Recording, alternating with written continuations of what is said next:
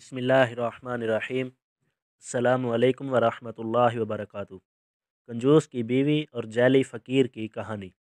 ये कहानी एक ऐसे कंजूस शख्स की है जिससे सब घर वाले बेजार थे। उसकी कंजूसी का आलम यह था कि जब घर का कोई फ़र्द बीमार पड़ जाता तो वो उसे तबीब के पास ले जाने की बजाय सबसे पहले टोटके और देसी नुस्खे उस पर आजमाता। बाज़ औक़ात उस शख्स की वजह से घर वालों को बड़ी शर्मिंदगी उठाना पड़ती, लेकिन वो अपने ख़ानदान का सरबराह था तो उसे कुछ कहा भी नहीं जा सकता था।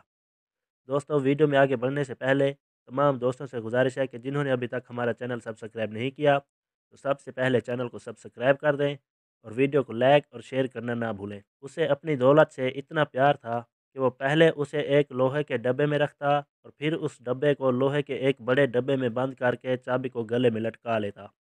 वो हर चंद मिनट बाद उस चाबी को हाथ से छोकर देखता। उसकी बीवी और औलाद छोटी छोटी ख्वाहिशात के लिए तरसते रहते, लेकिन वो बहाना करके उन्हें टाल देता और कहता कि फ़जूल खर्ची से बचो और किफ़ायत शाआर बनो।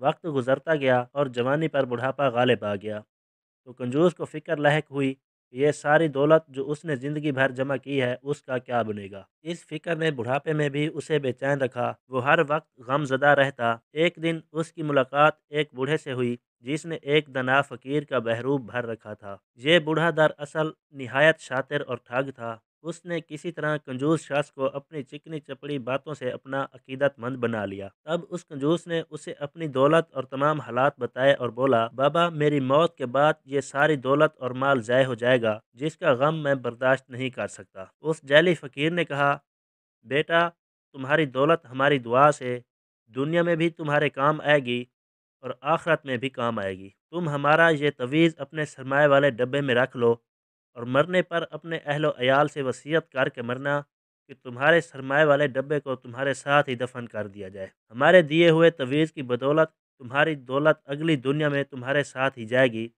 जिसे तुम वहाँ अच्छे मकासद के लिए इस्तेमाल कर सकोगे। उस जाली फ़कीर की बात पर शायद कोई अहमक भी यकीन न करता, मगर जब अक्ल पर पट्टी बंधी हो और सारी उम्र दौलत की हिवस में मुब्तला रहकर गुजारी हो तो ऐसे अनोखे वाक़यात रूनुमा ज़रूर होते हैं। लिहाजा उस कंजूस ने बाबा जी की बात पर अमल करने का फ़ैसला कर लिया।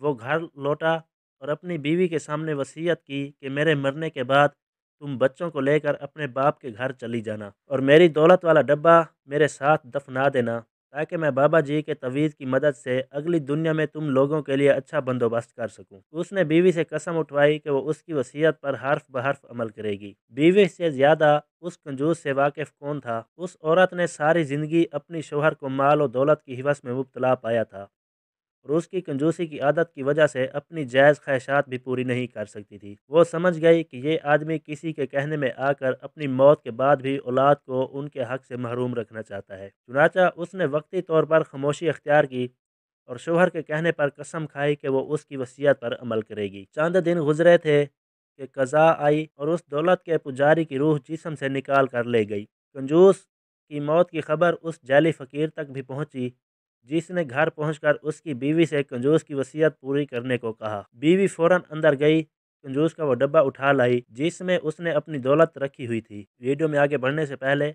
एक बार फिर तमाम दोस्तों से गुजारिश है कि अगर अभी तक हमारा चैनल सब्सक्राइब नहीं किया तो चैनल को सब्सक्राइब ज़रूर कर दें और वीडियो को लाइक और शेयर करना भी ना भूलिए। और उसे कंजूस के जनाजे पर रख कर वसीयत सुनाई और कहा कि इस डब्बे को कंजूस के साथ ही दफन कर दिया जाए। तदफीन के बाद सब लोग जब घर आए तो एक समझदार रिश्तेदार ने कंजूस की बेवा को कहा कि ऐसी बेवकूफ़ाना वसीयत पर अमल करने की क्या ज़रूरत थी। वो औरत बोली, मैंने मजबूरन सारी ज़िंदगी उस शख्स के साथ बसर की।